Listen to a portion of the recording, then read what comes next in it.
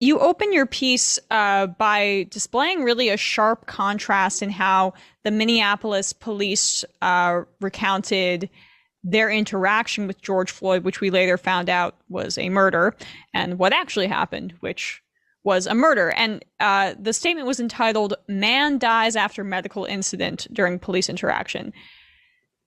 The passive language is, of course, infuriating, but it's actually quite typical of these attempts at tamping down certain realities in language used by cops.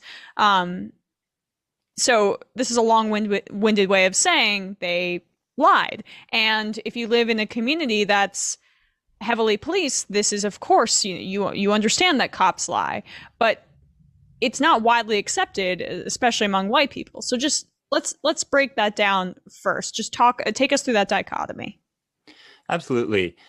I think over the past year, it's been quite clear to many people who've been paying attention to the news stories that have come out about whether about George Floyd or Breonna Taylor or any number of other horrific incidents, that the way that police and sometimes elected officials as well describe them tends to hide what actually happened, as you said, through the use of passive voice. Oftentimes, the victims of police shootings will be the only ones who are named. The police go unnamed. So, you'll see something like,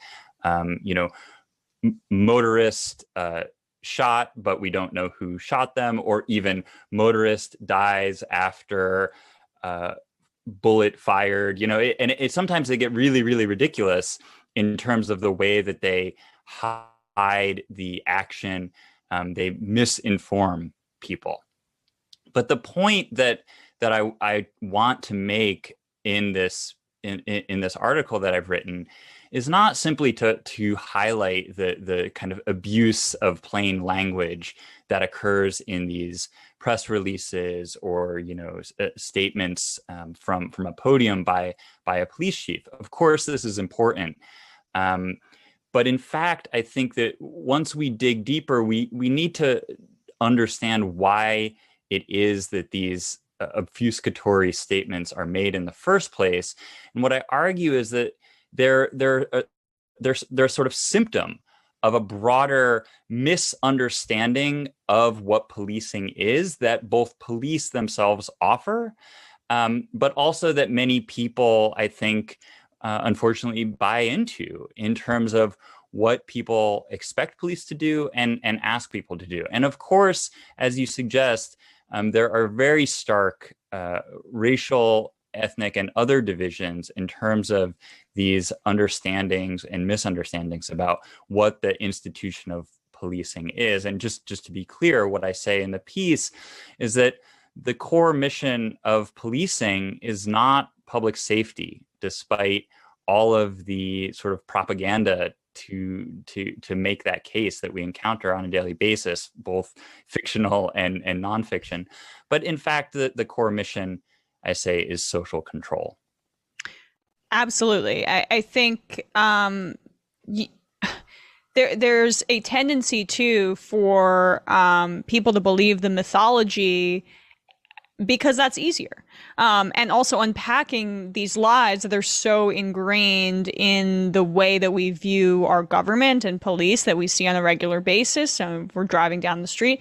I mean, the mythology is comforting in many ways, and your piece really breaks that apart. You dive into three specific lies about police and the lies told by and about police. And the first one you dive into is that cops lie about how hated they are.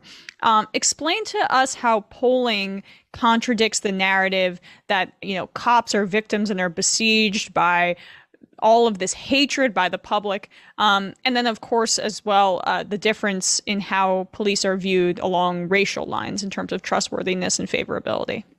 Absolutely. One of the main points that I wanted to get across is that we only need to use somewhat standard empirical findings by widely known research firms to change our understanding of police. So in this case, I looked at the data that was produced by Pew, one of the most reputable, public polling firms. They did a study last summer after the murder of George Floyd, after the height of the protests across the United States, and they found that despite all of these mobilizations that many of us participated in, because of course millions of people participated, despite all of that, police still polled as surprisingly popular. And to me, as somebody who's an observer of what police say, whether on social media or in the news, police portray themselves, like you suggested, as under siege, as hated, as vilified, as at grave risk every time they leave the precinct house because of all of the anti-police sentiment that is circulating. And so I found it kind of surprising that police portray themselves as hated when in fact widespread public polling shows that not to be the case. Now, of course, when we break down those numbers, as Pew's researchers did, the numbers do differ across racial and ethnic groups. But even still, police remain surprisingly popular among African Americans, although they are poll as more popular among white people. And so this led me to try to understand, why is it that police try to portray themselves as so widely disliked or hated? And I think part of it really is about trying to paint critics of police as unreasonable, that their criticisms are not based in rigorous thinking, they're not based in empirical evidence, but in fact they're just kind of based on volatile, irrational approaches that are unfair at the least, and just malicious at the worst. And in fact, making this argument that critics are unreasonable is meant to ward off the criticism. So by portraying themselves as hated, they try to disarm or neutralize some of the criticisms that are coming toward them, which I think becomes really relevant in the context of movements to and demands to defund the police and change the kind of fiscal structure of governance. Well, so much of the emotional reaction by police, and it reminds me a bit of, say, during the era of the height of the Iraq War, critiquing the war, and then the response you'd get from conservative politicians and people in the military. And I feel as though there's this kind of authoritarian impulse behind it, where to question police is to question the might and majesty of the government in another more indirect way.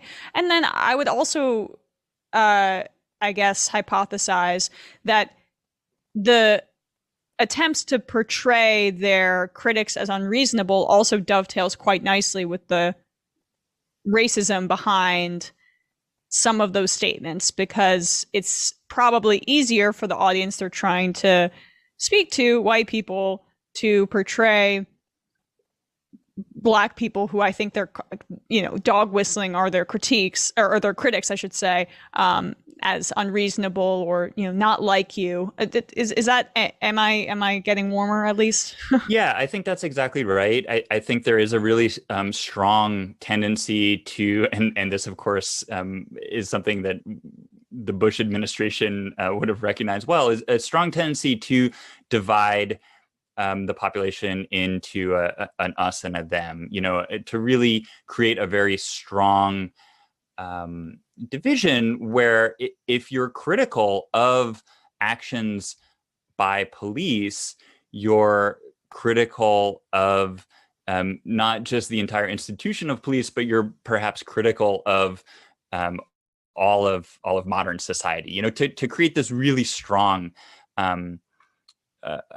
slippery slope type of argument.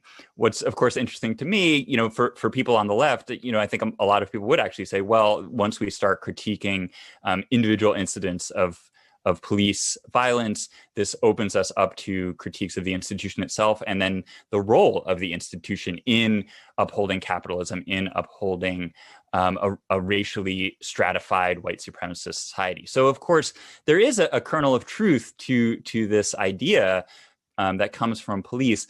But I think that on the whole, as much as people on the left might wish that their ideas were extremely widely held, again, the very basic polling is showing that, in fact, somewhat surprisingly, police are remaining popular, and so this kind of us versus them division that they're drawing doesn't really hold up to scrutiny. Hi, I'm Sam Seder. You can watch the rest of this interview and more on our Peacock show, which streams at 5 p.m. weekdays on The Choice from Peacock TV.